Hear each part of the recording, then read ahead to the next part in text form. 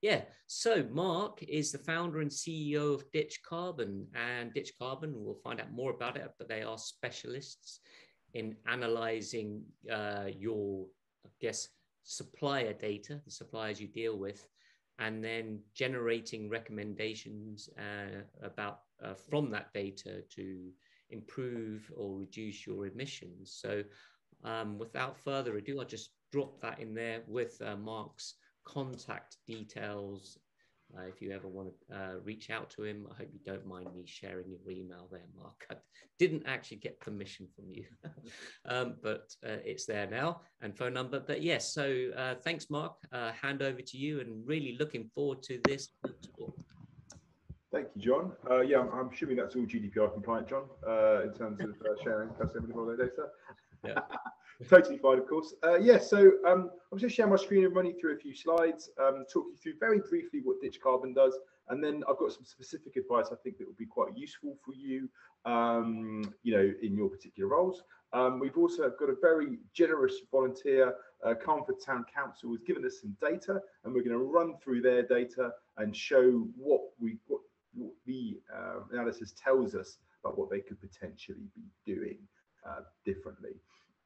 Yeah, Bob has been very generous, giving us some data, as I say, and they are already doing a lot, which maybe we'll get Bob on later on to give a comment on that as well. I think that'd be fun.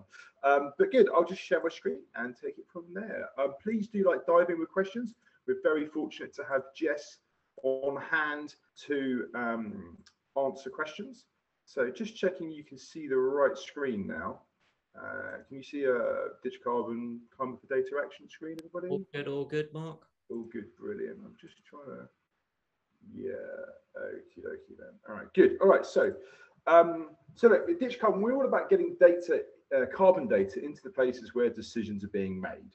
There are lots of tools out there that will enable you to capture all of the information you need to calculate your carbon footprint, but then it's kind of like locked away somewhere else. We think that data needs to be where you are logging in regularly, places like Scribe, for example. And we see that this works really well with nutritional data, for example. You don't tend to go to the supermarket and then look in one aisle for all the nutritional data. Nutritional data that helps you make better, healthier choices are on the back of packets that you're picking up. And the same with review sites. You used to go to places like Trustpilot to work out what were the best products, or maybe which, and now those reviews are kind of baked into every e-commerce site that you go to. So we're super, you know, when we know that if somebody knows what the carbon footprint is of their decision, they make more climate friendly decisions anyway, right? So that's why we're, you know, looking to partner with Scribe to get carbon emissions data into the application that you guys know so well. Here's an example of what we've done before with another company. They're a procurement management tool called Complete. If you're a larger organization, maybe you've got a few hundred or a few thousand suppliers that you don't want to manage directly, you get Complete to do it for you. You can then analyze where you're spending your money, where you could save money, all that kind of stuff. And now, thanks to Ditch Carbon, they can also show what the carbon footprint is of those purchases as well. And so we're trying to do something similar with Scribe. So, for example, on your payment screen, you may well have, well, I've made this payment, or it's due, it's by direct debit. Oh, and by the way, the carbon footprint associated with that was 240 kilograms. So you can go, oh, actually, that's quite high compared to something else. Maybe I can make that change. Equally, we can do a full detailed, in-depth carbon report on where the most carbon is coming from, and what it is over time, and all sorts of things like that. That's obviously a decision for John and the team, but just thought I'd share some kind of ideas about how it could be integrated within the tool that you're all familiar with already. So right, let's have a look at Carnforth Town Council. So it's time for our poll.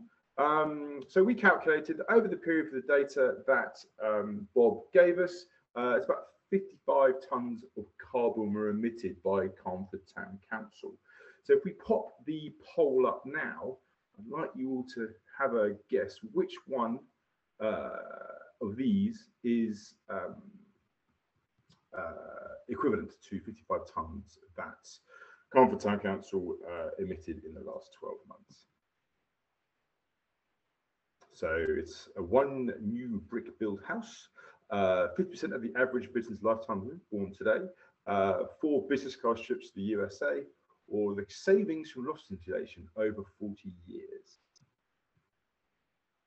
There will be no prizes for the correct answer, but you will have the respect of your colleagues and peers. Right, we've got here, if everyone wants 3 more people to answer. Well, I haven't answered. I should answer too. 2 more. I haven't answered. I don't think I get to have a crack at it, but oh, we've had an 87% answer. So shall I end the poll and show the results? Go for it. There we go. Brilliant. Interesting. So, right. Good. In fact, you're all correct. It's all approximately the same amount. And it's actually really the question I'm asking is it's actually very difficult to quantify how much carbon is in various things. I'd highly recommend a book called How Bad Are Bananas? If you're interested in what the carbon footprint of things are, it's a great read when you're doing something else, maybe. It kind of gives you the carbon footprint of everything from bananas to a new build house. The new build house is about 55 tons. It's about 45, 50 tons for the average Briton's lifetime if they were born today. 4 business class trips to the USA. And I was quite surprised at the savings from loft insulation over 40 years. So, you know, it is absolutely worth putting the insulation in because that's a significant amount of carbon that you're saving by putting those things in. So it's about the same to a brick built house. This also, I think, highlights the fact that, you know, Carnforth Town Council has done a huge amount. They're actually, you know, highlighted in the COP summit because of their local plan aiming to be net zero by 2030. And actually, the planning policies that we put in place will have a much larger impact than your own purchasing activity. Okay, so let's have a look in a bit more detail. So a few things that jump out straight away from their data, and this is the kind of data that we can provide within Scribe or elsewhere. As you can see, the first on the list is WCF Fuels. That's a heating oil provider and represents about 1/5 of their total emissions. Aeris, I think it's pronounced, is interestingly an LED manufacturer. So they've recently obviously changed over to LEDs in their area, which is a good cost-saving measure. What's interesting, if you do the payback period over those LEDs, it looks great over the long term. In the short term, you are obviously emitting more carbon due to the manufacture of the LEDs themselves. So our recommendation is always to install the LEDs when the old ones die, as opposed to doing it in one go. And they seem to have multiple utility providers. They've got British Gas in place, as well as utility warehouse supplying gas and electric. We're going to come to utility providers in a minute. But as you can see, probably doesn't take a huge amount of intelligence to work out that the fossil fuel burning is one of the worst things that they're currently doing. You know, oil is not only expensive, it's also, you know, the most polluting way to heat a building. You know, short of, you know, burning coal probably, which hopefully not many people are doing in their council buildings at the moment. So yeah, so that's kind of a quick glance at the things that are probably biggest issues for them. A quick word on scopes. I don't know how many of you know what scopes are, but they're a way of categorizing emissions. Scope 1 is direct emissions on site. So that would be the heating oil that we were just talking about, or putting fuel in the vehicles that you operate. So that's direct emissions.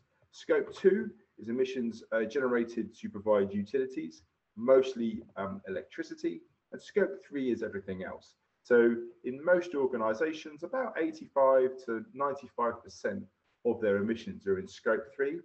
So when you hear about large organizations setting their targets or saying what they emit, be sure that they've included Scope 3 because not a lot of them do that. So the big benefit really that the Scope 3 provides, because it is such a high proportion of most people's carbon footprint, is that you have an incredible amount of power over your suppliers to improve their ways and therefore reduce your carbon footprint, which we're going to talk about in just a minute. But in this instance, 75% is Scope 3, and then Scope 1 and Scope 2 making up the rest of the amount from Carbon Town Council. Good. So what I wanted to do now was to talk through the key ways that we suggest you work on cutting your carbon footprint. So I'm just going to pop up the next poll, really. It'd be interesting to see which one of these you've all done. It should be a multiple choice, and just select all the ones that you've already done, and we'll take it from there. Well, I've launched that. I didn't name it, so it says untitled poll 1, but the questions are in there. So submitting this just means that I can make sure I focus on the ones with the least votes. Well, it's good that we've got quite a few votes coming, so people seem to be making changes, which is really good to see. Yeah, so it's 14 people, so same amount of respondents. I'll end that poll now, and I'll share the results. Interesting. Right, I'm going to keep that up as I talk through them. Brilliant. Thank you all for contributing to that. Look, number one, change your energy supplier. You know, it is a simple change to make, often with very little green premium associated with it. One thing to be really aware of, though, when you are switching between energy suppliers, there are two types of renewable energy tariffs or green energy tariffs out there. There are actual renewable tariffs that are sold predominantly by people like Good Energy, Octopus, and Ecotricity. And then there are a lot of other tariffs out there, most notably British Gas. And British Gas doesn't actually use renewable energy for the renewable tariff. There are these things called REGO certificates. They can actually just purchase other people's production of green energy and then claim that they're producing that energy themselves. So they're actually not having a positive impact on climate change. The electrons that come into your plugs are not renewable. They're just kind of labeled as such. So if you really want to have a positive impact on, can you keep that poll up actually, John? Yeah, on climate change. You know, please make sure that your renewable energy supplier actually does have the appropriate backing. I'm a personal fan of Ecotricity, no commission or anything, but I think those guys have been in it for a while and they actually turn they have this thing called bills to mills.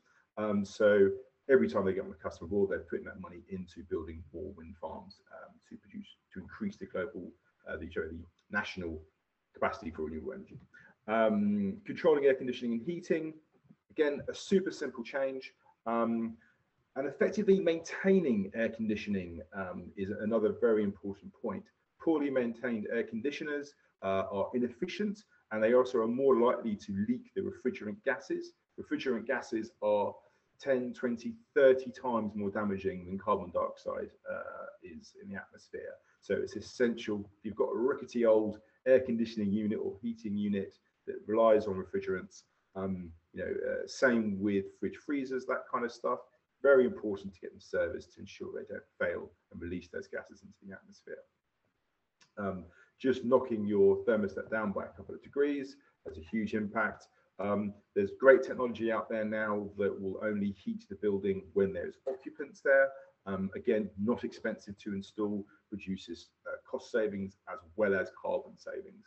And there's a lot of buildings that you will probably manage may not be brand new high-spec buildings, so that you can really make big savings by monitoring and better managing your air conditioning and heating solutions. Install smart meters. Smart meters, it's one of those things, it's a bit like what I was talking about earlier on, giving you the data that you need to make smarter decisions. You can request them from your energy provider, or you can just buy them off eBay. They're super simple to install. There's a clamp that goes around by your electricity meter and then those readouts. That will help you identify any particular drains of energy on your particular locations. Equally, there are larger solutions of larger town councils where you can pay someone to do it for you, of course. As we know, insulating premises has a huge positive impact over the long term. So if you haven't done it already, please do go ahead. Yeah, most buildings, the loft or the roof is the right way to go. If that's not an option, if cavity wall is not an option for you as well, you can look at external insulation, but it is rather expensive. Switch to LEDs, we've already spoken about this. You know, light bulbs, incredibly inefficient, traditional light bulbs, incredibly inefficient way of lighting up a room, switching to them, but we do recommend you do that as and when the old bulbs go, to ensure that the maximum use is got from that existing bulb. There's a carbon footprint associated with manufacturing that bulb, the existing bulb. The longer you use it, the better. And there's also obviously a big carbon footprint associated with the LEDs that you're installing. IT equipment is a really interesting one. There's this belief that you need to leave computers on. It's the same with running an engine, actually. People believe that it's more efficient to run an engine as opposed to switching it on and off. The truth is that with engines, for example, if it's running for more than 10 seconds, it's better to switch it off than switch it on and back off again. That's why you have these newer cars have the automatic cutout lights and that kind of thing. But you know, just switching off the machines in the night, super simple thing that you can change. But really underestimated is the embodied carbon of the manufacture of IT equipment. You know, buying new equipment. So, for example, just an Apple Watch. I doubt there are many of those on your expense reports, but just to give you a size of it, that emits something like 50 kilos of carbon. An iPhone near 200 kilos of carbon, and those are relatively small, compact devices. You know, new desktops, new laptops are hundreds of kilos of emitted carbon. So the longer you use it, using your existing equipment for an extra year has a great positive impact on the environment. But equally, buying secondhand, there are fantastic places that you can buy high quality secondhand IT equipment. Back Market, you may have seen some of their adverts, is a great place, all fully guaranteed, warranted, and delivered, you know, pretty much next day. So buying secondhand will reduce the climate impact significantly compared to buying new. Eco web hosting, probably the least popular of our survey there, things that you've done so far.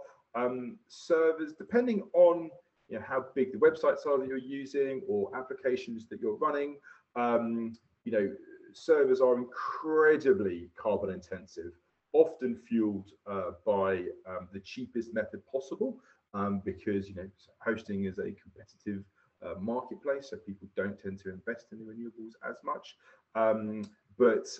Yeah, so asking the question, you know, if hosting is a significant part of your cost base, asking the question of your supplier to ensure that you're not using you know, bad energy to power that. Wow. Okay. Brilliant. Thank you, Chris. I don't know those guys in particular, but you know, it's a great one to investigate as well. So good share. Thank you. Good. So just to kind of run through these super quick. You know, change energy supplier. Make sure they are truly renewable. Control your air conditioning and heating. I mean, I should put into this as well. Moving to air source is a significant way of reducing the carbon footprint of your building. You know, I've got personal experience of these pieces of equipment. They are fantastic tools, especially if you're heating a large space. They are hugely efficient when compared to other boilers, gas or oil. And obviously, once you choose your renewable tariff, you really are doing it in the most carbon efficient way possible. Smart meters, really just measuring across the board, hugely important. Insulate where you can. Switch to LEDs when the old ones die. You know, wherever possible, buy secondhand IT equipment. And you know, if you are a large user of online tools, make sure we're going for the eco option. So these are the things that, I mean, hopefully all of these are super easy and actionable if you haven't already done them. You know, it's a call to your energy supplier.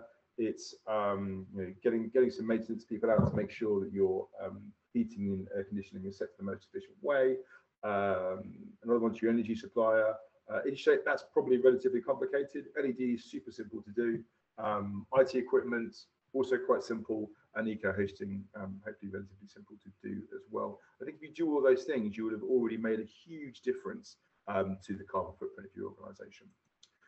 Now, the next stage is through your supply chain. As we learned earlier on, 85 to 95% of your emissions, and in Carnforth Town Council's case, it's 75% of the emissions, are related to where you buy.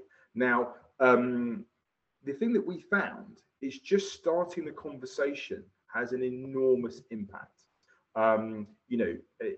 All it takes is when you're buying, what's your policy on what's your carbon footprint policy? Can you tell me what the carbon emissions are associated with the purchase that I'm making? When do you intend to be net zero by? And all it takes is a couple of customers to ask that of any sensible business, and they will already start making the changes, perhaps that we've already spoken about today, to reduce their carbon impact. And I think it's really underestimated the power that you have as a buyer of services. So from Carnforth, we've got MPH joinery services. Looks like they do bespoke woodwork. Spent about £4,000 with them, and they were top 5 emissions as a result. Now, that business doesn't look like a huge business when I looked at their website. So asking them, well, the next time we give you £5,000, we'd really like to understand what you're doing around your carbon footprint.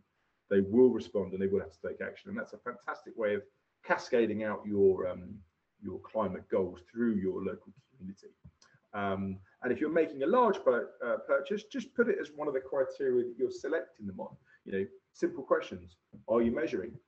Do you have a plan? Do they recycle? When you're buying manufactured goods, what they do at the end of life can have a significant impact on the total carbon footprint. So asking what their policy is on recycling, maybe if you're buying a machine of some description, will you take it back at the end and will you recycle it?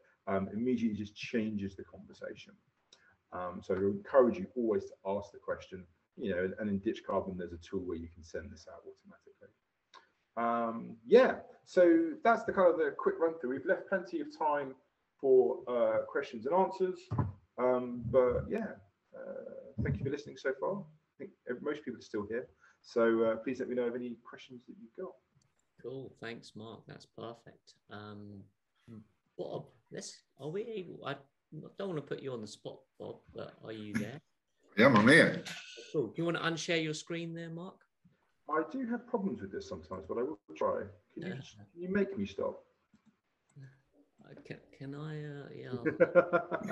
I don't know if I have the power. I'll have a look. Yeah, it's just the top setting there. Yeah, I don't think. I might be able to do. Let me share a screen, and then that'll kick you out, and then. No, got it. Sorry. On it. Cool. I had a thing with it. Yeah. So Bob, you are Clark, RFO at Carnforth. Been with Scribe for a while. Yep. Yeah, when actually Mark reached out to us, to me on LinkedIn to give us an overview of his tool. So we thought, let's get him along to talk at Scribe Academy to do some education. And then we thought, and then Mark suggested, you'll pick on Carnforth. Have you got a customer? That might be interested in doing a little pilot? So I heard that you are very eager to do that. And how's your experience been? And have any lessons learned? And what would you take from this? It's been an interesting exercise completely. My council is looking to cut carbon emissions and has put in LED lighting in both our community halls recently, and we have changed supplier. We are looking to do more, like changing heating is one thing that's coming up. Obviously, that's very expensive. So we're looking for advice on how to do that in the best sort of approach, really, in terms of, getting the best solution economically, as well as sort of for the environment. So it's all very interesting for us.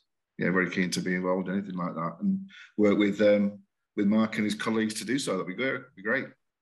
Yeah, Mark did do a little. Did you show it, Mark? I don't know. You did a little mock-up there.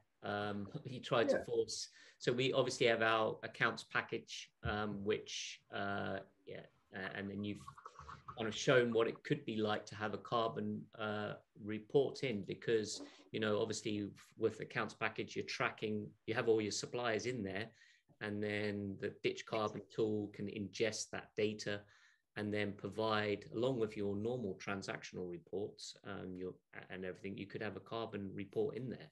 Do you think that it would be something? Yeah. So is that what you'll provide as part of this sort of accounting package then, John? Oh, we're not sure yet, but yeah, right. I'm just like, I don't know. Would, you know, it's across anyone, regardless of whether you're a Scribe customer or not, because all these events are open to everybody. Is it something you would be interested in? You know, open it up. You know, not only Bob but to everybody. Is that?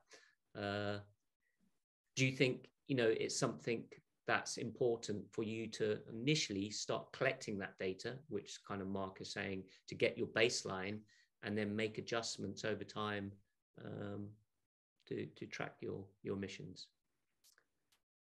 Yeah, just say yes or no if you find it interesting or not. I'm just. There's a good question there. Sorry, from Jenny. So I'll let everyone answer the question first, and then I wonder whether Bob had an answer for Jenny's question. Yeah, so we've got Emma and yes. I assume Bob, is it yes from Bob, and Emma and Karen saying yes, Susan.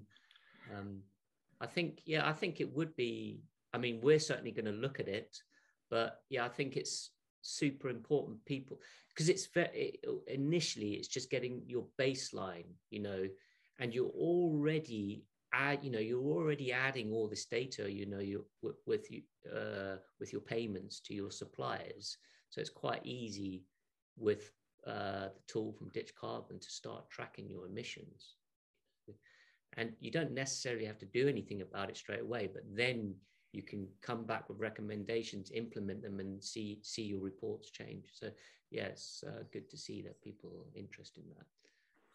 Yeah, we didn't go down a funding stream route actually for our LEDs. It was actually from a balance. We took over a new building last year, new community hall, and it was the balances that we got from them that we actually paid for that and our existing hall as well. So we paid for it from there, and I think it was like 10,000, I think, on the two buildings, something like that. We've got quite big buildings. It's well worth doing it. We're saving money already. I think also this provides the business case, because you've got the data now. You know, having just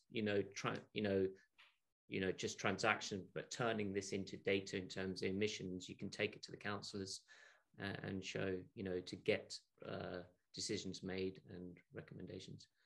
Cool. So we had, Mark, you mentioned a question. I think John's already answered. He didn't go down a funding route. There are grants available from the government for small businesses, and I believe they're available to parish councils as well. So I wouldn't know necessarily, but there are energy efficiency grants, and as Bob's already highlighted, and John, they should be self-saving. The big ones really are the energy. Like bulbs are good, and we should all absolutely do that. But the big one is the heating, really, in a temperate climate. Heat pumps, brilliant. Yes, do it. And I'd encourage all your residents to do it too. You know, they are a fantastic, you know, it's alchemy, I think. You can suck the heat right out of the air and use it, and they work in cold temperatures. And the latest ones are highly efficient as well. There was a perception they weren't as efficient as ground source, but the differences are very small nowadays, so it's well worth investing. Lois, you there? You had a question? Are you able to ask it, or I could read it out? Lois Dale. She said, I tried to get a smart meter at our sports pavilion. They discovered we had 3-phase supply, so they could not do this. Any advice? Our other electricity supply is in a very small box and they could not reach it. I guess that's more of a technical one. Answer that in the chat. I'm not an electrician, so I probably advise. There are, I mean, if I was going to advise, I'd say that there are various size clamps. The standard clamps that you get with smart meters are designed for a relatively small cable, and that's probably why they couldn't fit it round in that particular one. So there are alternatives if you shop online, I'm sure. Any other questions from anybody else? Just shout out. Small audience here, so feel free. Just a comment from me, sorry. Yeah, we knew that WCF fuels are very expensive, as well as sort of, you know, a lot of CO2. But it's quite an old building, so it uses fuel. Our Civic Hall, and it's obviously it's a big expense to change that now to our heating system. But we are looking to that this year and looking at funding, you know, to replace it. Yeah, I mean, air source is fantastic. I'm also a fan. I don't know how you heat your hot water, but solar thermal is an incredibly efficient way, and actually a very, very inexpensive way. You know, it's it's a few £1,000s to install it if you already have a hot water tank that you're heating using another method. And yeah, through the summer months, there's then no need to burn any fuel or draw any electricity into the building. So it's another kind of tip that's worth asking your local energy. One of the things we're thinking, I see, Bob, you're also a customer of our bookings, our venue bookings app, and we were thinking of basically integrating into like a Nest, like a smart, like a, you know, so that when the booking happens, we can automatically turn on the heating like an hour before or something like that. So from the actual booking event, you know, you can connect to your actual thermometer and then just switch it on. So you don't have, because I imagine a lot of the time you might go and turn it on in the morning because you might not be able to get there on time or anything like that. So just be able to turn it on an hour before and then automatically turn it off straight after the actual event happens. If you connect that with kind of access control and the person making the booking gets a code to enter the building, it could be a lot more efficient. Yeah. Very cool. Something we're thinking about doing. Any other questions from anybody else? Sylvia, you're looking like you've got a question there. No, you don't. Okay, good. Cool. If that's the case, we're going to, I want to install EV charge points. Any advice? Good question, Chris. We're actually we'll see what Mark has to say. We've got a special event in June all about electric vehicle charging. So we've got an expert, Leon Davis, coming along, talking about all the options. And we've also got Peter from Norfolk ALC, talking about the regulation side of it. So yeah, at the top of the chat on this, I've got a link there to all our future events where we're doing a special one on electric vehicles. So my advice would be to attend the talk with Scribe in June. Yeah, I think that's probably the best advice. I couldn't give you anything specific on that, apart from do it in conjunction with solar PV if you can, for maximum benefits, and ensure that you are on a renewable tariff. One of the interesting things that I've found out recently is that, well, I mean, it's not a huge insight, I don't suppose, but current electric car owners tend to be more affluent. So it's a great way of encouraging local businesses to install EV charging points, because that will attract a more affluent. That's a nice, it's like second order effects. Yeah, I like that. Exactly, right. And so and it's those people that are kind of forcing demanding the infrastructure that will make it more affordable for the rest of us. So I think it sounds like the event in June is the one to attend. But again, another gold star for Chris. I think he's leading the way with all this renewable activity. So well done. Gold star, awesome. Never thought you'd come on this morning and get a gold star, Chris. Okay, right. Anything else from anybody else? As we'll call it a wrap and say goodbye and wish you all a good day. Cool, great. Mark, we should catch up shortly afterwards, and I'll send you a Zoom link. And Bob, thanks for participating and giving up all your data for Ditch Carbon to have a look. And yeah, welcome. Cool. Okay. Cheers all. Thank you very much. Take it easy. Bye-bye.